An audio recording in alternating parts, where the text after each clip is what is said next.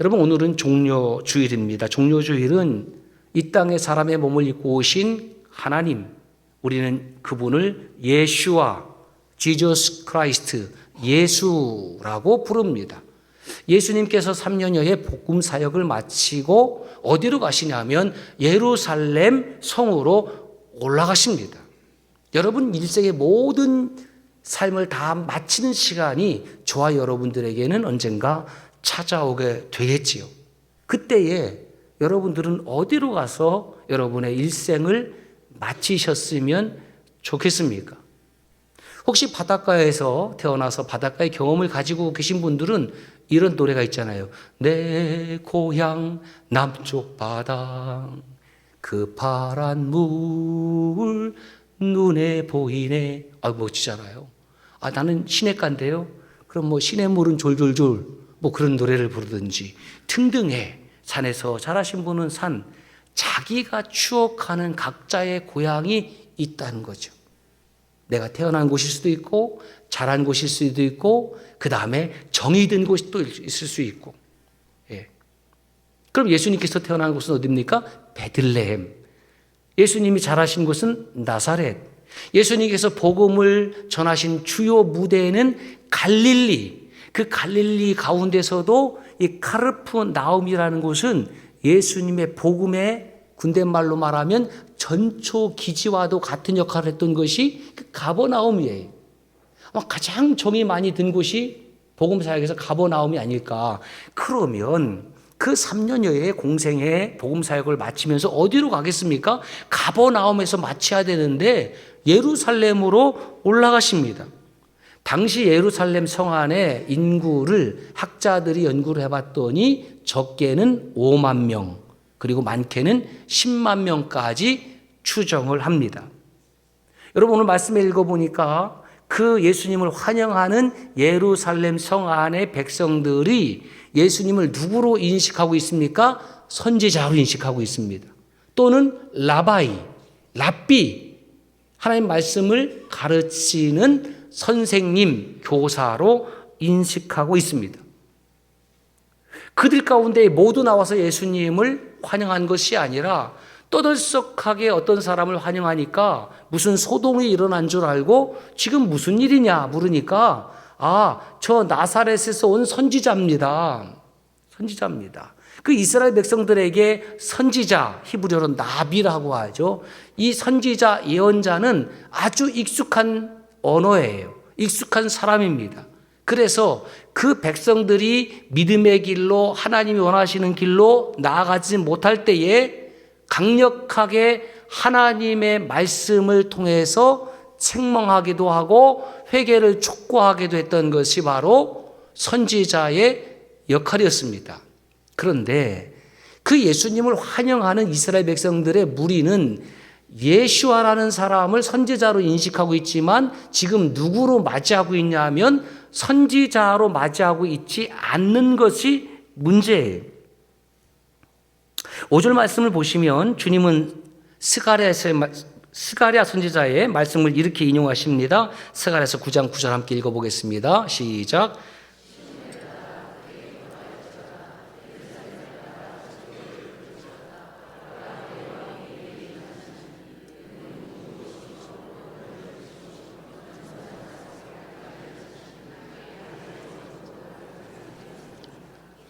여러분, 이스라엘 역사를 간단히 말씀드리면 BC 722년에 북이스라엘은 아시리아 제국에 의해서 멸망당합니다. 그리고 BC 586년에 남유다는 아시리아 제국을 무너뜨린 바벨론 제국에 의해서 멸망당하죠.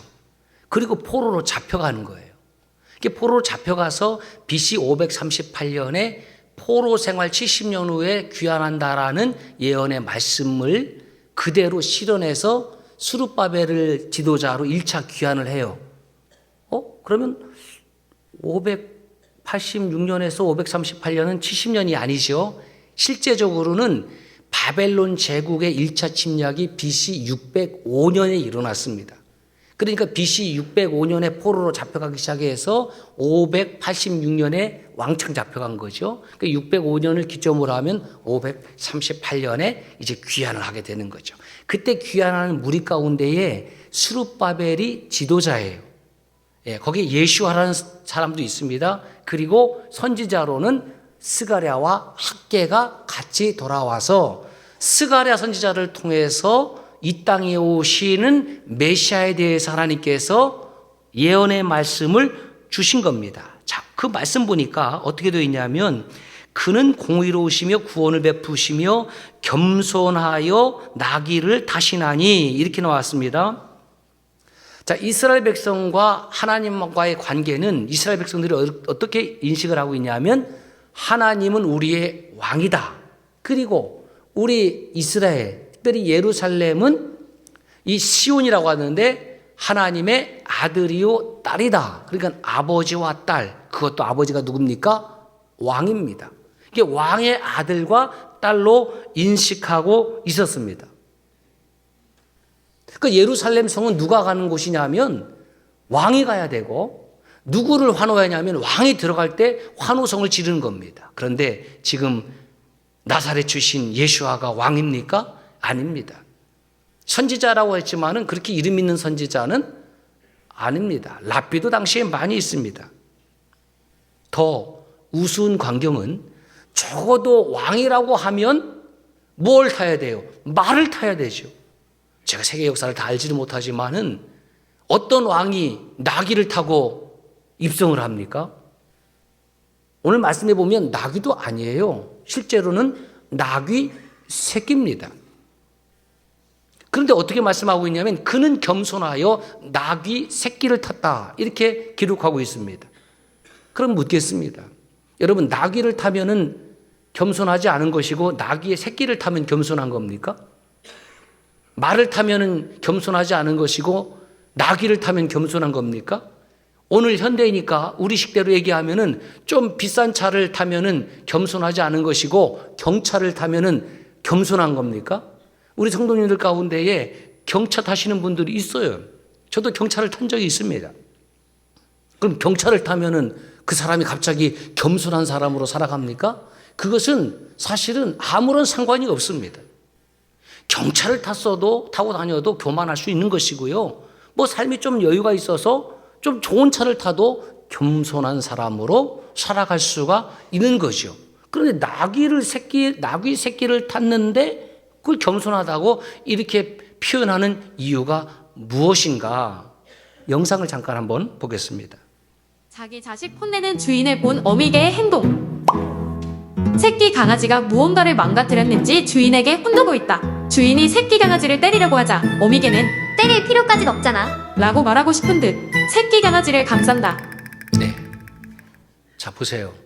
여러분, 강아지 애완경으로, 그죠? 요즘은 뭐죠? 반려견으로 이렇게 키우시는 분들이 많이 있는데요. 그래, 강아지 발이라고 하지 마세요.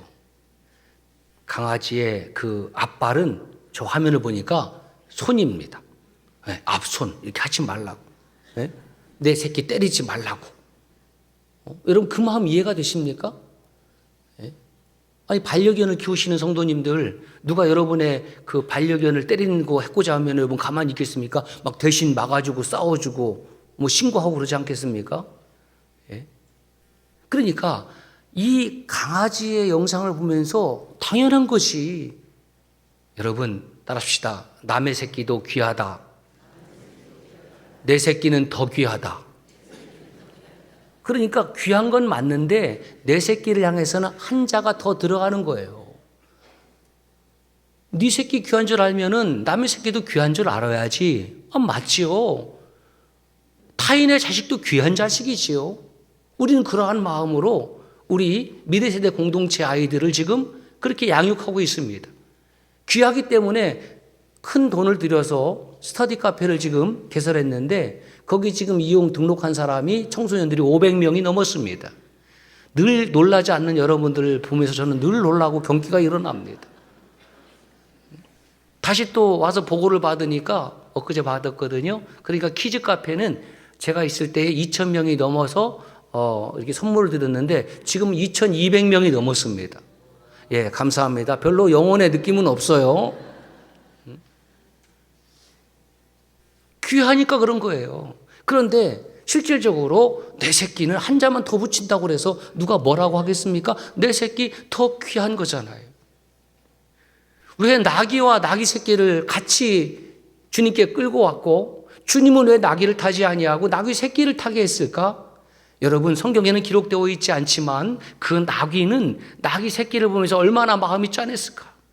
주님, 제가 그래봐도 나귀 지금 생활한 지가 한 20년 되는데 주님의 몸무게를 보니까 장난이 아니네요. 주님 잘 드셨죠? 그러니까 저를 타세요. 저를. 제가 주님 모시고 가겠습니다. 저는 이런 마음이 좀 있지 않았을까 싶어요. 지금 나귀 새끼에 어려우고 삐리삐리한데 주님은 토실토실해갖고 그거 타면 좀 어려울 텐데 이런 마음이 없었을까요? 여러분 군대 갔다 온 아들을 두신 우리 아버지들 한번 생각해 봅시다. 아들이 군대 갈 때 좋았어요? 슬펐어요? 내가 대신 갔으면 좋겠다고 생각을 했어요. 왼수 같은 새끼가 빨리 잘 갔다. 그런 분이 있을까요? 그랬다가도 그 군대 가는 모습을, 입영하는 모습을 보면 가슴이 짠한 거예요. 2016년 12월 31일, 그것도 한 해의 끝자락에. 그때, 입영하라는 게 말이 됩니까? 제 큰아들을 그렇게 보냈어요. 2001년부터 2003년까지 제가 육군훈련소에서 2년 사역을 했거든요. 그 익숙한 곳입니다. 그런데 10수년이 흘러서 그 아이를 이끌고 가서 입대를 시키는데 제가 울었을까요? 제 아내가 울었을까요? 생긴 건 제가 좀 더 강팍하게 생겼지만은 마음은 아내가 좀 더 강팍해. 제가 울었어요. 제가 울었어요. 여러분 아버지들 생각을 해보세요. 아들 데리고 훈련소에 신병교육대에 입대시키던 날 아내가 울어요? 자기가 울었어요? 자기가 울지. 여러분 아내들은 왜 하는지 아세요? 군대가 뭔지를 몰라. 경험을 안 해봤으니까 이게 좋은지 나쁜지를 몰라. 물론 아이고 얘 고생하겠다고 눈물 훔치는 엄마들도 덜어 있기는 하지만 아주 이성이 발달한 엄마들은 뭐 군대 남들도 가는 거지 뭐 너도 잘 갔다 와라. 안 울더라고요. 그런데 군대 갔다 온 아빠들은 아버지들은 우는 거예요. 그 앞에서 눈물 훔치 못하고 돌아서서 돌아서서. 왜 그런지 아세요? 여기서 적어도 50대 중후반 이상 되신 분들은 그때 군생활은 주무시기 전에 뭘 했냐면은 한 차례 의례 행사가 있었고요. 저 좀 맞아야지. 주무시기 전에 잠을 잘 자라고 빠따를 좀 주로 맞았다고 그래요. 지금 군대는 그런 군대 없어요. 지금 군대는 막 휴대폰 쓰게 해갖고요. 일만 있으면 바로 휴대폰으로 전화합니다. 아빠 저 맞았어요. 그러면 막 바로 난리 나는 거지.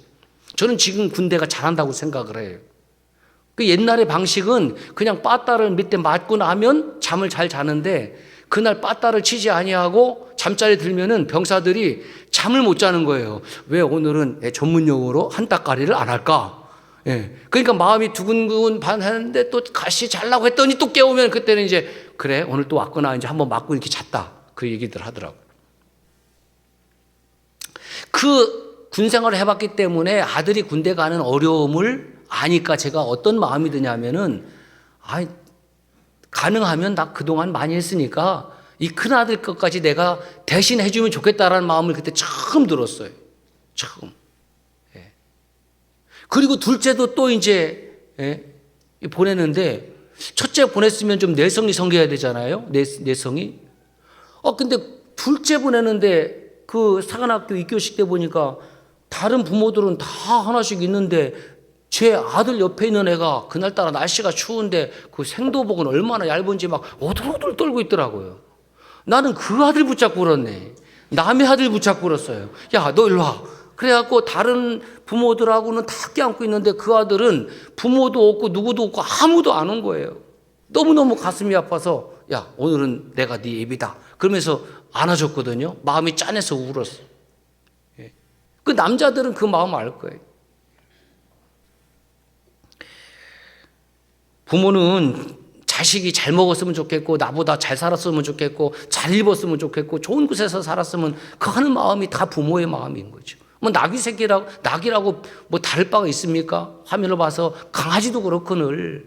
그러면 이곳에 무슨 말씀을 하고 싶으냐면 만군의 여호와 하나님의 마음이 이 본문에 투사되어 있다라는 거예요. 낙이야, 너도 네 새끼 귀하지? 이스라엘 백성들이 지금은 깨닫지 못하지만 지금 낙이 새끼를 지금 타고 가는 그 예수님이 보이지? 그가 바로 나의 독생자다.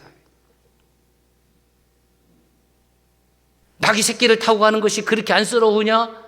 이 땅에 사람의 몸을 입고 피조물에게 죽임을 당하고 우리를 위하여 자기를 온전히 내어주시는 그 하나님의 마음을 너희들이 헤아릴 수 있겠느냐? 그곳에 하나님의 마음이 투사되어 있는 거예요. 자, 보세요. 뭐 영화 초청을 받아갖고 배우들이 가면 레드카펫을 쫙 깔잖아요. 우리 강단도 레드카펫으로 되어 있는데 그 레드카펫하고 의미는 달라요. 이 강단은 예수 그리스도의 십자가의 보혈을 의미한 사인이죠, 사인. 혹시 레드카펫을 평생에 못 밟아보셔서 한이 쌓이신 분들은 예배 후에 여기서 하루 종일 돌아다녀도 괜찮아요. 괜찮아요. 이건 뭐 여기가 성지가 아니니까 괜찮아요. 그 레드카펫으로 다니는 그 배우들은 막 환호성을 치는데 손도 흔들고 막 포즈도 취하고 그러는데 오늘 하나님 말씀에 보면 예수님은 과연 그런 포즈를 취한 게 있느냐? 없어요. 포즈를 취한 것도 없고 말씀도 없습니다. 왜 그럴까요? 지금 백성들이 예수님을 환영하는 그 백성들의 마음과 예수님의 마음은 같다 다르다라는 거예요. 예수님께서 예루살렘 성으로 지금 들어가시는 것은 헤롯 왕의 궁전을 대신 찬탈하기 위함도 아니고 헤롯 왕의 권좌를 빼앗기 위함도 아니고 그곳에 내가 앉겠다는 것도 아니고 예수님께서 예루살렘 성으로 들어가시는 그 발걸음의 최종 목적지는 헤롯의 궁궐이 아니라 골고다 언덕의 십자가이기 때문에 너희들이 지금은 나를 향해서 호시안나 호시안나라고 지금 환호성을 치고 있지만 그 소리는 5일 후에 저 예수를 십자가에 못 박아 죽이시오 하는 소리로 바뀔 것을 주님은 아시지요. 왜? 그분이 하나님이시니까. 이 호산나라는 단어는 그 히브리 발음대로 원어대로 하면 호시안나 이렇게 돼요. 호시안나. 호시안 이런 뜻은 무슨 뜻이냐면 save me, help me 이런 의미가 있어요.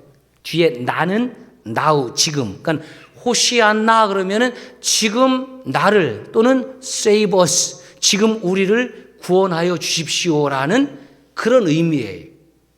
그런데 여러분 신약 성경은 그 기록이 헬라어로 기록이 되어 있습니다.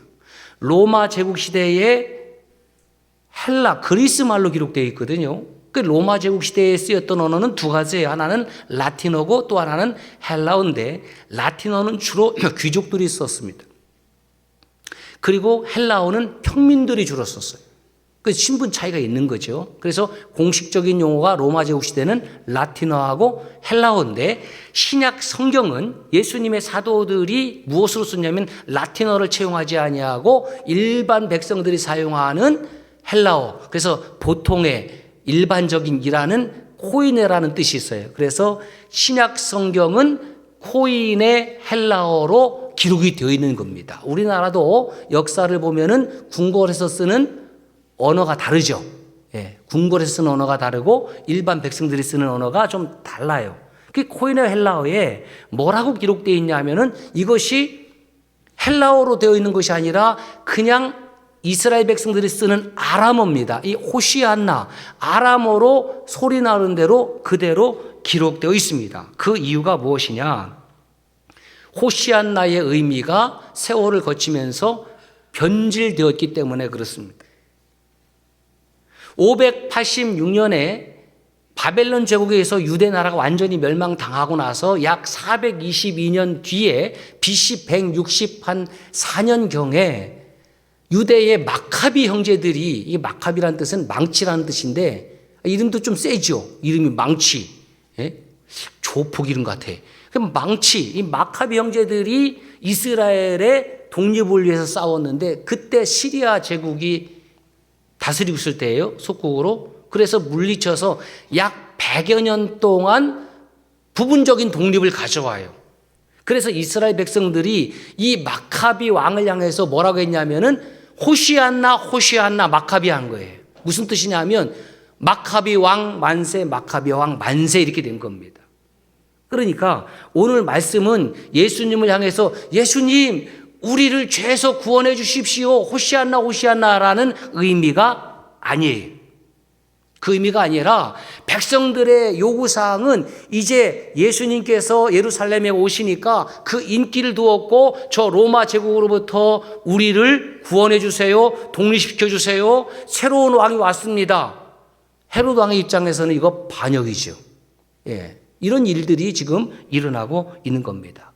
주님은 나는 이 세상의 왕으로 온 것이 아니니까 표정이 있을 수가 없지요. 말이 있을 수가 없지요. 주님의 표정은 어땠을까요? 묵상해 보는 겁니다. 너희들은 내 뜻을 하지 못하는구나. 정말 한없이 극렬한 마음을 가지고 그 백성들을 호시안나 호시안나 종려나무 가지를 꺾고 그 소리치는 백성들을 바라보셨음에 틀림이 없습니다. 그리고 주님은 그들 향해서 한마디의 말씀도 하지 않습니다. 여러분 우리가 살아가면서 말이 없을 때가 있습니다. 언제인가? 첫 번째, 딱히 할 말이 없을 때. 두 번째, 말할 가치가 없어서. 세 번째, 상대가 얄미워서. 많이 하잖아요. 부부싸움 하면 말 안 해. 그건 침묵이 아니에요. 말을 안 하는 거지. 네 번째, 말해봤자 입만 아파서. 왜? 상대가 용서해 주세요. 거침표로 상대가 처먹지 않을 거니까. 예? 그 예수님께서 그 예루살렘에 입성하시면서 그렇게 환영하면 좀 뭔가 한마디 해야 되는 거 아니에요? 인간적으로. 여러분 감사합니다. Thank you so much. 예? 뭐 그렇게 해야 될 거 아니에요? 근데 아무 말씀도 하지 않은 이유는 무엇입니까? 말해봤자 이분들이 지금 내 뜻을 알아들을 수 없기 때문에 그렇습니다. 사랑하는 여러분, 이제 한 주간 우리는 고난 주간을 다시 맞이하게 되었습니다. 삶이라는 것은 어떻게 의미와 가치를 부여받느냐에 따라서 우리 삶의 내용은 결정되게 되어 있습니다. 앞서 말씀드렸듯이 제가 입을 닫고 말씀을 전하지 않으니까 너무너무 좋았습니다. 왜요? 내 자신을 성찰할 수 있는 시간이 더 많았기 때문입니다. 한 주간 가능하면 불필요한 말들은 삼가하고 의도적 침묵을 경험해 보시는 것은 어떻습니까? 우리가 주님의 제자라고 하면 주님의 침묵하심을 깊이 묵상하면서 그 주님의 침묵 속으로 들어가는 겁니다. 그러므로 그리스도인의 침묵은, 특별히 고난주간의 침묵은 우리가 골고다 언덕에서 십자가에 달리신 그 십자가를 향해서 말을 거는 침묵이어야 합니다. 기도하겠습니다.